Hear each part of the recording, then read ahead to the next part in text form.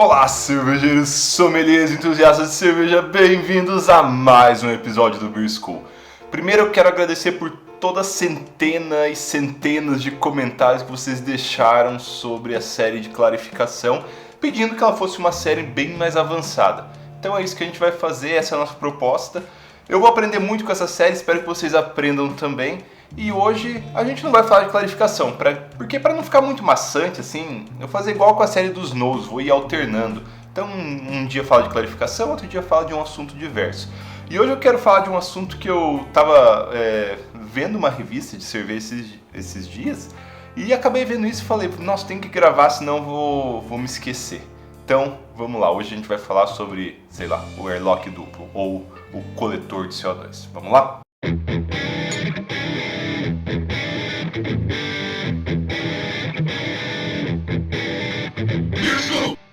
Vocês já tiveram aquele problema chato de ir lá no fermentador, abrir a torneira, sei lá pra quê, pra tirar a amostra, pra tomar um pouco, pra carbonatar um pouco, e o airlock começa a funcionar ao contrário?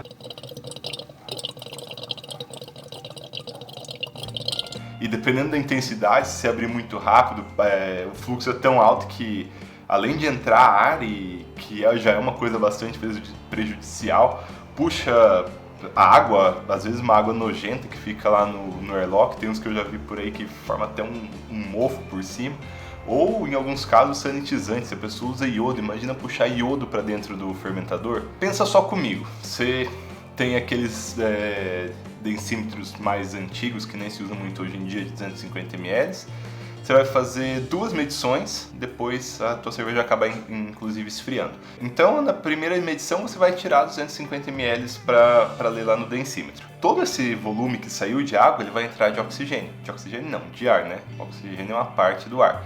Aí você vai lá, faz mais uma medição para ver a FG da sua cerveja, mais 250 ml de ar para dentro. Aí ela está a 18 graus, vamos supor, você vai esfriar ela.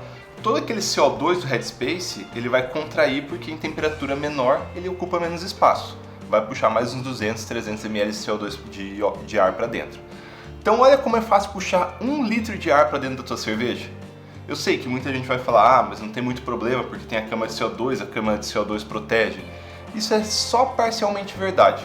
É inevitável que vai ter um pouco de contato desse oxigênio. E lembra que o oxigênio é a melhor das hipóteses, né? Porque pode ser sanitizante, pode ser água contaminada, pode ser um monte de coisa. Então, esse oxigênio, esse 1 litro de oxigênio aí, arredondando, ele vai ter contato com a cerveja, é inevitável. Por mais que o CO2 é mais denso, vai ter contato do oxigênio com a cerveja. O problema é que na cerveja final, mesmo a quantidade muito, muito pequena de oxigênio é um problemão. Primeiro por causa das reações de oxidação, né? E não que tua cerveja ela vai simplesmente estragar e vai ficar imprópria para o consumo, ela vai ficar ruim. Então a gente tem alguns casos que são piores, tem alguns casos que não são tão graves assim.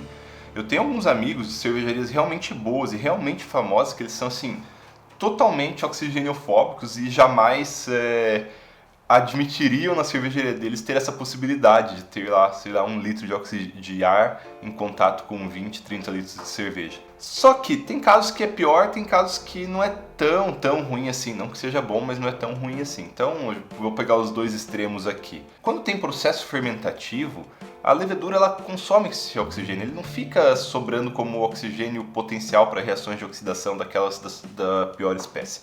Não estou dizendo que é uma coisa boa, a levedura ela vai usar, vai liberar produtos que vão causar oxidação, só estou falando que não é tão ruim.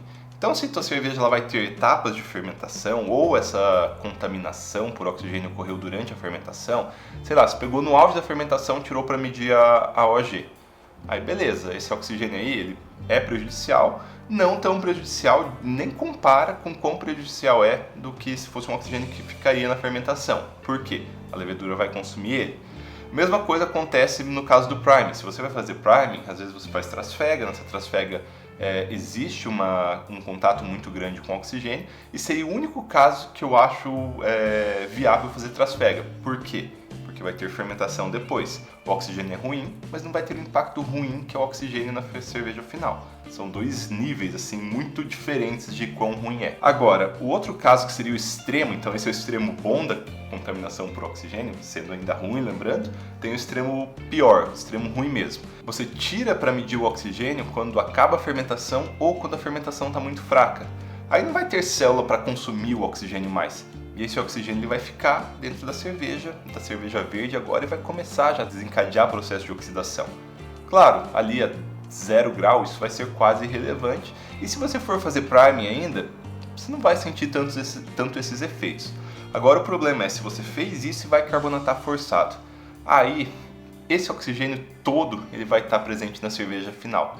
E isso vai ter um impacto assim, de degradação catastrófico na cerveja. Claro que a oxidação que o oxigênio proporciona é o pior dos efeitos, mas a gente não pode desconsiderar que tem o fato que ele pode trazer contaminação também. É muito, muito difícil isso acontecer, quer dizer, não muito, muito difícil, é muito, muito mais improvável esse ser o problema do que o outro, mas é um problema que não é nulo. Então, além disso, o airlock ele pode trazer ar externo contaminado ou, sei lá, na pior das hipóteses mesmo, aí, sanitizante e iodofor, que não vai ser legal para a cerveja. Quando a gente fala de cervejaria comercial, isso não é um problema, porque pensa, o tanque delas enorme, tem aquele blow tube lá gigante, que já é um espaço considerável para passar de oxigênio, mas elas tiram muito mais cerveja também. Só que elas sempre estão pressurizadas. Depois que termina a fermentação, é bem comum travar a válvula, deixar ela subir por uma pressão, sei lá, de meio a 1 bar, a 1 quilo. Aí é muito difícil, por mais que você tire bastante cerveja, dificilmente ela vai precisar puxar oxigênio externo para compensar a pressão. E se houver casos onde a pressão vai ser negativa, tem sempre a linha de CO2 para compensar. Então, para a cervejaria não é um problema. Para casa, a gente tem alguns equipamentos que servem para alguns propósitos, mas não do oxigênio oxidativo mesmo. Serve mais para o propósito de contaminação ou para o de sanitização. Ou de sanitização não, de não cair sanitizante, que é o caso do Sterilock. Sterilock é essa pecinha que eu particularmente eu nunca usei ela, eu não sei como ela é, mas eu imagino que ela tem um filtro que é tão pequenininho ali no meio dela que não passa bactéria, mas ainda passa CO2, ainda passa oxigênio, ainda passa ar. Então, no caso, quando aumenta a pressão do fermentador, as moléculas elas conseguem passar por esse Sterilock, mas as bactérias, que são um agrupamento muito maior de moléculas, elas não conseguem entrar. Então sai o CO2, mas não entra bactéria, não entra contaminação externa. Embora, mesmo assim, se a pressão ficar negativa, vai passar CO2 para dentro. O oxigênio acaba passando. Então o que a gente pode fazer se a gente não tem um fermentador pressurizado em casa e a gente é oxigêniofóbico, mesmo que a gente faça priming, a gente não quer nem um pouco ou quer minimizar ao máximo a quantidade de oxigênio na nossa cerveja. O brasileiro tem fama de ser gambiarrado na cerveja, né? Mas assim, às vezes os americanos vencem. E nesse caso é uma gambiarra que eu particularmente nunca tinha visto, mas achei muito interessante. Então eu estava folheando a revista Brew Your Own, e folhear é basicamente aqui no celular, né, porque é a versão digital, e eu vi uma matéria lá sobre um cara que estava fazendo um fermentador, esse fermentador aqui, vou colocar no vídeo. Olha a gambiarra que isso é. Cara, isso sai numa revista, eu acho que é a maior revista de circulação de cerveja que tem. Imagina nossas revistas colocando isso daí, que legal que ia ser, né? Isso é a alma homebrew. É uma loucura isso daí, mas uma coisa me chamou mais atenção que o processo inteiro, que esses pelters aí, que esse sistema de cobre, que o controle no celular que ele tinha, que era esse dispositivo ali do lado. Isso aí eles chamavam de coletor de CO2. Falei, nossa, eu até imagino para que serve. Aí dei uma lida, ele fala 3 linhas sobre isso lá na matéria, talvez até uma coisa comum, eu que nunca tinha visto, né? Ou talvez é comum nos Estados Unidos. E eu falei, pô, legal, isso aí pode ser a saída para as pessoas que não querem ter de forma alguma oxigênio na cerveja. É uma sequência de airlocks bem pensado para impedir o oxigênio de voltar. Ou sanitizante, se for o caso. Dá uma olhada nele mais perto aqui. A gente tem uma mangueira entrando, uma mangueira saindo, e daí sim um airlock e um pote que, olhando por escala aí, deve ter uns 700 ml de volume. E olha a gambiarra como ele tá preso, né? Bom, eu fiz uma animaçãozinha aqui, uma animação não, uma apresentação no PowerPoint. Talvez um dia eu use isso para dar uma palestra. Então, se vocês querem ter uma palestra sobre isso, podem mandar e-mail pro alcoholschool. Tá aqui embaixo. É basicamente uma sequência de 2 tubos, aonde seria o coletor de CO2 à esquerda, saindo com a mangueira, eu suponho que nem tão profunda, num segundo tubo onde está também o airlock. No primeiro desses frascos, supondo que ele seja hermeticamente fechado, que ele suporte um nível mínimo de pressão, você enche ele de sanitizante. Só no primeiro, beleza. Aí o que acontece? A fermentação vai iniciar, vai pressurizar, a pressão ela vai aumentar e ela vai começar a empurrar esse líquido. Isso aí é bem comum, vocês já devem ter visto isso acontecer. Ela vai empurrar esse líquido e esse líquido vai ser empurrado para o segundo compartimento. O que sobrou nesse primeiro compartimento? Só CO2. E aí quando a fermentação vai continuar, o CO2 ele está com um caminho bastante simples até de acontecer, né? Ele vai sair, vai encontrar o caminho livre, vai encontrar uma barreira de água não muito grande ali e vai ter o airlock. Então a gente não vai ter muito problema com retenção de voláteis, os voláteis vão ter praticamente a mesma resistência a sair. E o primeiro compartimento ele sempre vai ficar cheio de CO2. E aí o que acontece se você abrir o teu fermentador ou simplesmente ele diminuir por causa da redução em função da temperatura? O fluxo vai ser ao contrário e em vez de voltar oxigênio, o oxigênio ele vai ficar no primeiro compartimento, vai voltar sanitizante. E o sanitizante ele não vai alcançar o tubo de volta que vai para o fermentador, então ele não vai chegar no fermentador.